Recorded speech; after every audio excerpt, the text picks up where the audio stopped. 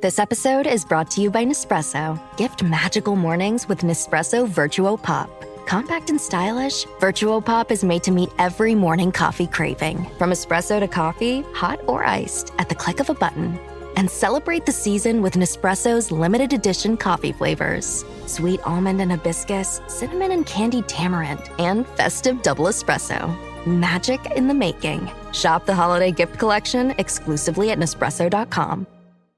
If we knew more about our sleep, what would we do differently? Would we go to bed at a consistent time or take steps to reduce interruptions to our sleep? With the all-new Sleep Score, Apple Watch measures your bedtime consistency, interruptions, and sleep duration. Then, every morning it combines these factors into an easy-to-understand score from 1 to 100. So you'll know how to take the quality of your sleep from good to excellent. Introducing the new Sleep Score on Apple Watch. iPhone 11 or later required. Well, let's get an update. What the heck is happening with the windmills? Long Island, the Jersey Shore. With us today is Linda Bonvie, and she lives by the Jersey Shore, and she's an investigative reporter that's worried about the environment. Now, there are people that say the windmills is good, but what is it doing? What damage is it doing to the shore? Well, let's let her say. Linda Bonvie, give us a report. Hi. Thank you so much. It's an environmental travesty, what's going on with the construction and at some point operation of these offshore wind areas. It's kind of snuck in under the radar. People weren't paying attention. This has been looked at and analyzed. We had in New Jersey, we had what they call the Blue Ribbon Panel in 2006, goes all the way back there, and they determined we don't know enough. We need to know more. What will happen to the environment, to the marine mammals? And they haven't learned that much more along the way, except for the fact that these things are being constructed. There's 5 major offshore wind areas currently under construction. And something that happened quite recently that I think you may know about, that I just wrote about, and that is the amendments, the 11th hour amendments to 37 East Coast offshore wind leases between Christmas Eve and January 16th, making them extremely difficult to suspend any of these or cancel these leases. So this was done during the last week or two of the Biden administration? Yes, exactly. Yes, it was. And it was almost accidental to find it because they didn't have these amended leases in the usual place that people go who are investigating or checking on these things. They were sort of hidden away. And if you look at them, there were several key provisions made that are outrageous, not legal, according to attorney involved in the case. 2 groups have filed a petition to have these amendments done away with, Green Oceans and Save LBI. And I spoke with the attorney who filed that petition, and he said it was totally done illegal. The way it was handled. It didn't have any of... I mean, these windmills, in case people forgot, tell them the damage that they're doing to the shoreline. Tell them that how much increases it's going to cost on energy costs.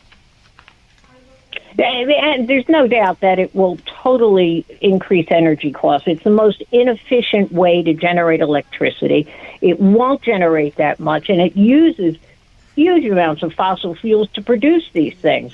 Plus the fact, something I've been reporting on for a while, to take this energy from the individual wind turbines, they go to an offshore substation. It's a very hot, volatile process, and it's subject to fires, to explosions. So they have to use a chemical called sulfur hexafluoride to try to prevent explosions in these offshore substations. And of interest, sulfur hexafluoride, also known as SF6, happens to be considered one of the biggest greenhouse gases out there, worse for the environment that you can have. And that has to be, it's also used in fossil fuel substations. But this is the whole picture they're painting of this is that it's green, it's clean. And that is not the case. It produces an extreme amount of damage to the environment. What it does to commercial fishing is outrageous. I think Bonnie Brady has spoke with you quite a bit about that. And what it does to marine mammals, it's an outrageous environmental assault. Understood. And I hear energy numbers from some of my friends in Long Island and in New Jersey. They could energy costs go up 200, 300, 400%. I've heard that. Yes. It's most ridiculous, inefficient way to produce electricity and the most expensive. And I think that's been. And these are the people that's saying it's pro-environment to get wind energy, but it actually does harm to the environment. It does harm to the environment. It is not efficient.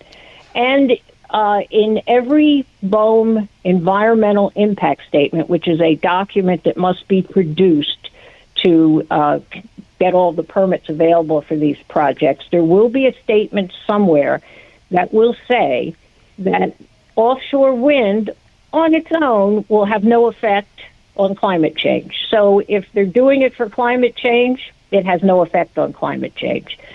It's a complete. It was sold to us very sort of under the cover of COVID. It came in and people really weren't paying attention, even though this has been going on for some time. And it wasn't until 2023 when we started seeing the extreme strandings of whales all up and down the coast that people started to wonder what could be causing this? What's going on now that wasn't happening before? And that's when I think a lot of people learned about what they were doing. Understood. Well, thank you so much for coming on, Linda. How do you pronounce your name? Bonvie? Bonvie. And Linda I have Bonvie. a Substack that has a lot of information about it, and that's found at lindabonvie.substack.com. I do an article about once a week on offshore wind. LindaBonvie.substack.com. That's it. Thank you so much for coming on, and please keep us informed. You have my cell number. You have our WABC, and let us know what the heck is going on. Okay, I'm doing a lot of extra research into these lease amendments that were done at the last gasp of the Biden administration, so I hope to learn more. Thank you so much.